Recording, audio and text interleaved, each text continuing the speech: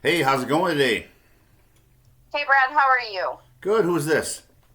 This is Vicki Johnston. I live here in central Minnesota. How are you doing on this beautiful day? I'm doing great. It's Thursday afternoon. It's been a great week to get a chance to enjoy some of the weather. Not a whole lot. I'm a small business owner, so I do have to work. What do you do for work? I actually have a hair salon. Oh, me too. You do too? Would that be I'm you kidding. need a buff and a shine? Yeah, that's it. A little Yeah, buff and a shine. I figured I could throw that out It's there. my Hey, solar I panel. have I have three questions for you today that has Okay, kind of been good. weighing on my mind. Good. I'm Um, excited for him. Let's go. Hit me up. all right. One is due to the fact I am a farmer's daughter. My dad is Lee Johnston. He did help start Minnesota Milk Producers, was on the board for many years, and also was the president. He also lobbied for the dairy farmers and for small business. So he's the Watching one that him, milked everybody. huh? I'm kidding. Go ahead. So what? I said, so he's the one that milked everybody. Yeah. No, he really didn't even charge for it. But so I watched my dad down at the Capitol, and I watched him fight for the dairy farmers and the small business people, and so it's been a very dear subject to my heart. So I'm just going to throw this real briefly at you. The first thing that I've been looking at is the farmers are getting hit, one, with high costs. Milk prices have not even balanced out to what the cost of, getting that milk to the store is. And so I'm looking at the flexing of high costs, the flexing of, they're not, the cost to make a living is not there for them. The second generation of farmers are leaving because there's no sustainability for them to make a living where they'd have to get another job. So they're leaving and going to bigger cities. And along with that, what is your future to try to help our rural farmers and our ranchers, because they're the ones that bring food to our tables, and they will they spend money in our rural communities, and if Yeah. we lose our farmers, we lose a whole lot to this state.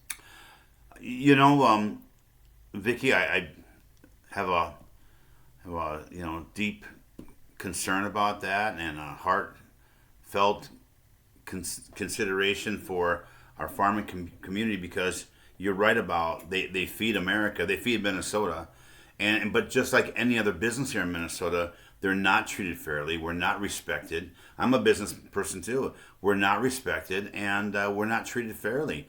The businesses here are very disrespected, and my goal is to have zero business taxes. I go, if anything happens, this is what we have got to do. The South Dakota just did it. We need to go to zero business taxes. And we need to incentivize businesses to come back here to, of course, have more jobs for people to move here as well. But the farmers, what I want to do for them is, of course, zero business and corporate taxes. But I want to introduce to them the vertical farming, which would be another year-round income for them. Like if they wanted to do hemp or do vertical farming with another crop that is year-round money-making opportunities. These are things that I think that our younger Gen Zs and millennials have been wanting to do because they're doing it in other states right now, and it is a really good money-making opportunity for not just the farmers but the state of Minnesota to have food on our tables. And also, the cost of trucking and transport is ridiculous. I want to really lower the cost on some of the fuel costs, and have maybe a reimbursement to some of these things. We need to make sure that they get the supplies to where they need to get to, and that should be the state's responsibility just as much as the farmers. This isn't something that is like you know cinder blocks and wood. This is food. We cannot operate anything without our food supply, and to not take this serious is an insult to the farmers. And I'm planning on taking it very serious. Well, that's good to know. So, adding on to that first question, so in 8 years, when you decide to retire from office, is there certain things that you would have set into place to make sure that there's a future for our farmers, ranchers, agricultural world that will be set in place to protect them? Yeah, the key is doing what hasn't been done. And, if you want things you've never had, you have to do things you've never done. And what we haven't done as parties, whether it's the DFL or the Republicans, but of course the Republican Party is going to be the future here in Minnesota. And what we need to do is make sure that we get the next generation of elected officials ready to carry on the torch. That's means mentoring them, showing them that, hey, don't try to reinvent the wheel. Do what works. Listen to the farmers. Listen to the business owners. Listen to the people. If you keep getting involved with this ideology of taking and destruction and negative thought process, we're going to get right back to where we are today. So we have got to have generational elected officials too that are mentored to hand the torch off to and continue this. We've got to make sure that, after I plan on being in office at least 4 years, hopefully 8, that we hand the torch off to somebody who's going to help continue this way and maybe even taking the next step farther. We have millennials and Gen Zs that are brilliant young people, and they're not respected. I am working with a lot of them right now to get in office and follow this whole plan that I have to bring Minnesota back to where it was. We used to be a very proud state, a state that was beautiful, intelligent women, strong men that stood their ground. Now we became a state of colored hair and nose rings.